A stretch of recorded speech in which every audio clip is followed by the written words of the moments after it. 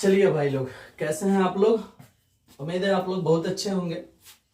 आपके सामने क्वेश्चन लिखा हुआ है, देख लीजिए, पढ़ लीजिए।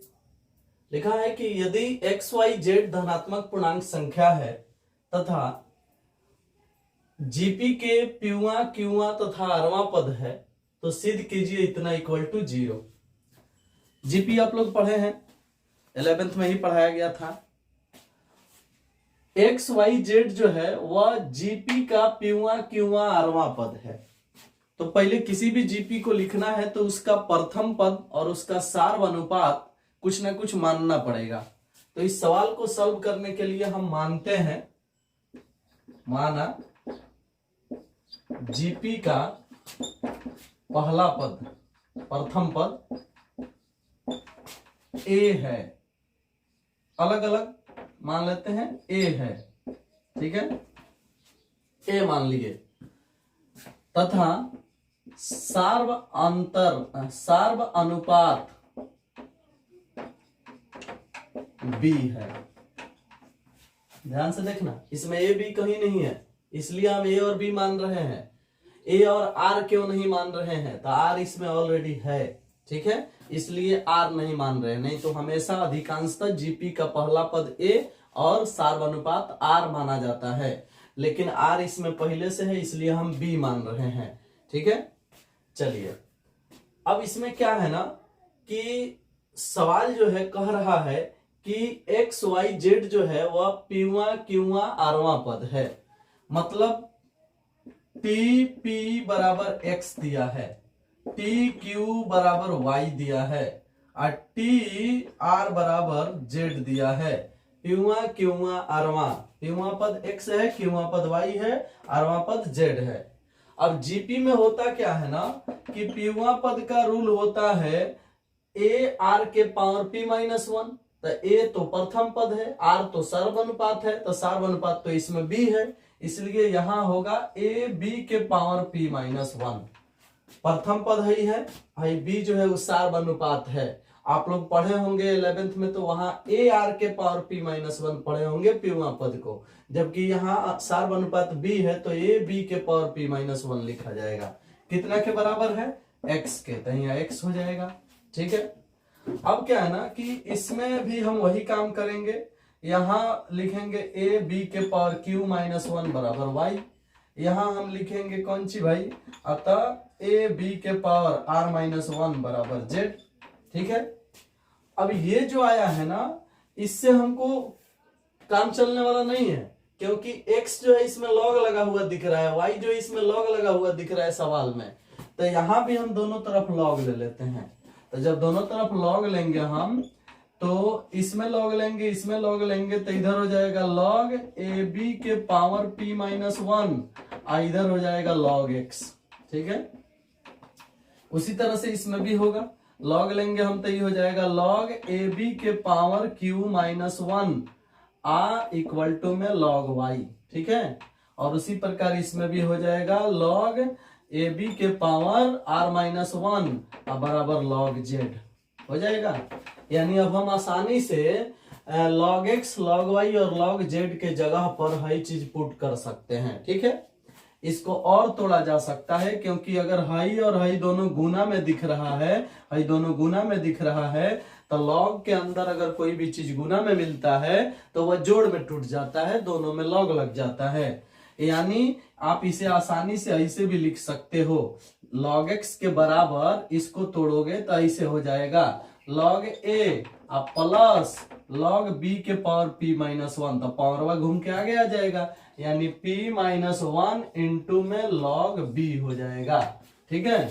यहां भी आप ऐसे लिख सकते हो, जैसे लॉग y के बराबर लिखना है तो इसको आप बदल सकते हो, तो लॉग a अलग हो जाएगा, लॉग a अलग हो जाएगा, ठीक है। और है q माइनस 1 लॉग के साथ जब b लोगे, लॉग b के पावर q माइनस 1, तो पावर घूम जाएगा, यानी q माइनस 1 इंटू में आ जाएगा लॉग b, ठीक है। और उसी तरह से इसमें भी होगा, हो जाएगा log a plus r minus 1 घूम जाएगा आगे, r माइनस 1 इंटू में हो गया लॉग b, ठीक है। देख लो क्या किए हैं, ध्यान से देख लो। हाई जो है ना एगो पद है, हाई एगो पद है, तो log m इंटू n को log m plus log n लिखा जाता है। तो log a plus log b के पावर p माइनस 1 लिखा जाता, पावरवा घूम के आगे आ जाएगा, तो log a plus p minus 1 आगे आ गया और तब log b लिखा गया है। उसी तरह से सबका पावर यहाँ आगे आ गया है, सबका पावर आगे आ गया है और सब में का a अलग हो गया है log a बन के। उम्मीद है कि आप लोग इसे सीख गए होंगे, नहीं सीखे होंगे तो और तोड़ के हम बता सकते हैं, एगो लिख के बता भी देते हैं। देख लो, इसको बता रहे हैं, इतना बराबर है ना, यानी log x के बराबर क्या है, log a b के पावर p माइनस 1 है। देख लो, log x के बराबर है। अब log m इंटू n को लिखा जा सकता है log a plus log b के पावर p माइनस 1। लघुगणक का रूल होता है log m इंटू n बराबर log m plus log n। अब इसमें ही पावरवा को आगे कर दोगे तो ऐसे हो जाएगा, ये log a plus p minus 1 आगे आ जाएगा, तो p माइनस 1 इंटू में log b। तो देखो तो है, ये चीज तो लिखे हैं यहाँ, देखो तो इसके लिए अगर है समझ में आ गया कि कैसे आ रहा है, तो लाइन कहाँ चला गया भैया,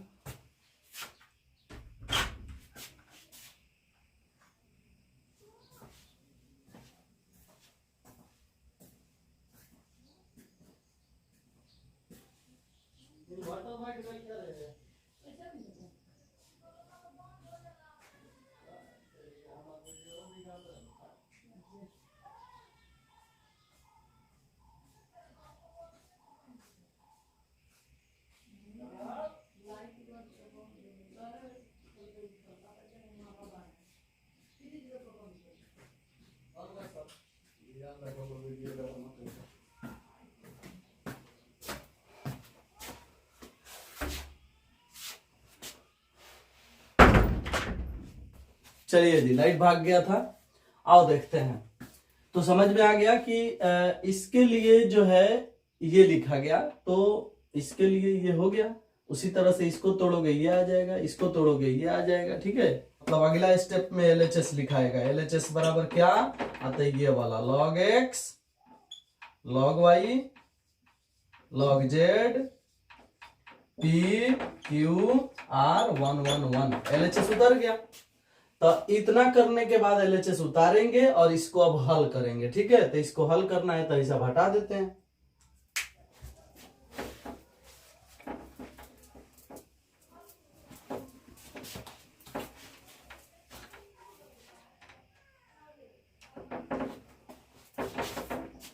देखो, ध्यान से देखना सभी लोग, क्या सीखा आपने, log x का मान क्या आएगा, log y का मान क्या आएगा, log z का मान क्या आएगा, यहाँ पुट करना है। LHS है तो इसमें वैल्यू पुट करो। तो अभी log x का मान यहाँ दिख रहा है, तो पुट करना है। तो पुट करेंगे तो क्या पुट करेंगे भाई, बताना आप लोग। log x के लिए लिखेंगे log a plus p minus 1 into में है log b, ठीक है। उसी तरह से log y का आया था log a plus q minus 1 into में log b। उसी तरह से आपका आएगा इसका log z का log a plus r minus 1 और उसके बाद log b, ठीक है।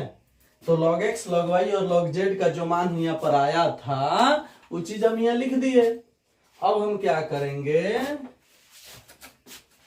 कि हाई दो लाइन उतार देंगे, P Q R 1 1 1। अब इसे हल करके 0 ला देना है, सिद्ध हो जाएगा। चलो हल करते हैं। तो हल करने के लिए तो आप लोग अच्छी तरह से जानते हैं कि दो गो पद अगर होता है एक रो या एक कलम में, तो उसे दो सारणिकों के रूप में लिख लेते हैं। यानी आप इसे ऐसे लिख सकते हो, log a उसके बाद P Q R 1 1 1 एक हो गया। अब प्लस हाई वाला लिखेंगे P माइनस 1 इंटू में log b, Q minus 1 into में log b, R minus 1 into में log b, उसके बाद P Q R 1 1 1 ऐसे लिखेंगे, ठीक है। आगे बढ़ेंगे। अब देखिए हाई एगो पद है, हाई एगो पद है, तो C1 हमारा जो है दो पदों के योग के रूप में दिख रहा है, तो दो गो सारणिकों के योग के रूप में कर लिए। अब क्या करते हैं, लॉग ए कॉमन कर लेंगे। अगर हम लॉग ए कॉमन हो जाएगा तो यहाँ बचेगा 1 1 1, है हो गया पी क्यू आर, है हो गया 1 1 1, ठीक है। और इसमें से लॉग बी कॉमन कर लेते हैं। अगर हम लॉग बी, तब बचेगा p minus 1 q minus 1 r minus 1 p q r 1 1 1 बचेगा। अब एक बात बताओ कि भाई दो गो रो अगर एक जैसा हो गया है तो इसका मान तो 0 हो जाएगा। तो अगर है दो गो कॉलम एक जैसा हो गया है तो 0 हो गया, तो 0 में कुछ से गुना 0, तो आसानी से हम बता सकते हैं कि है टोटल का वैल्यू 0 हो गया। इसमें लॉग बी उतार देंगे हम और इसको भी उतार देंगे, p minus 1 q minus 1 r minus 1, और उसके बाद p q r 1 1 1 उतार देंगे। लेकिन हाई तो 0 हो गया। अब हाई जो है इसमें तुम क्या करो कि हाई C3 जो है ना इसमें जोड़ दो C1 में, तो -1 + 1 0, -1 + 1 0, -1 + 1 0, तो p q r बचेगा खाली। तो C1 में C3 को जोड़ोगे तो यहाँ p q r आ जाएगा, और बीच में p q r है तो दोनों बराबर हो जाएगा। यानी अब हाइयो लाइन हटा देते हैं। अब यहाँ देखो क्या करते हैं, इसको बनाने के लिए लिखते हैं कि C1 में चेंजिंग C1 + C3। तो जब ऐसा करेंगे तो बाहर log b है, बाहर क्या है log b है, 0 वाला काम खत्म है। में हाई जोड़ेंगे तो आएगा p q r, बीच में ऑलरेडी है p q r, और उसके बाद हाई हो गया 1 1 1। तो जब हम जान गए कि एक सारणिक का दो गो कलम यहाँ भी बराबर हो गया तो यह 0 हो जाएगा, 0 में इससे गुना करेंगे 0 आ जाएगा, ठीक है। तो स्पष्ट शब्दों में हमें यहाँ दिखाई पड़ रहा है कि log b जो है उतर गया, और है टोटल का टोटल जो है ना क्या हो गया 0 हो गया। तो 0 से जब इसमें गुना होगा तो मान 0 आएगा, और यही सिद्ध करना था। देख लीजिए कितना आसानी से सिद्ध हो गया, ठीक है। चलो भाई, तो कुल मिला जुला के हमने इस सवाल को भी बना दिया, ठीक है। अगर और भी कोई क्वेश्चन होगा तो उसे बनाया जाएगा। आप लोग मेहनत करते रहिए। Thank you, bye bye.